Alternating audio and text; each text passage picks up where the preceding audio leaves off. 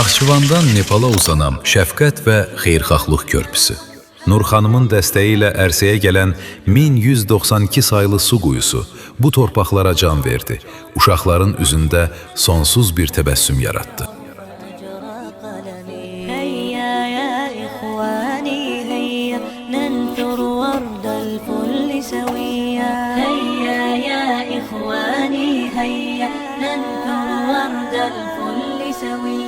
فوق الضيف اليوم سلاما حي الله الضيف وبيا حي الله الضيف وبيا حي الله الضيف وبيا هبت نفحات أنسية فشد البلبل ألف تحية وبدا البدر الليلة شوقا يلقي الأنوار الذهبية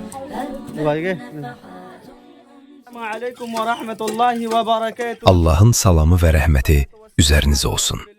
Allah Rəsulu buyurub, ən fəzilətli sədəqə insanlara su verməkdir.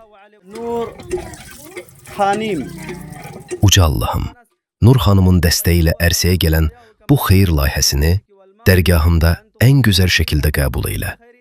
Onun bu gözəl sədəqəsini özünə və əzizlərinə cənnət vəsiləsi et.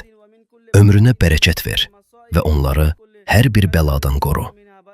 Bu mübarək quyudan su içən hər bir canlının sayı qədər Nur xanımın əməl dəftərinə tükənməz xeyirlər və savablar yaz. Amin. Amin ya Rabbal alemin.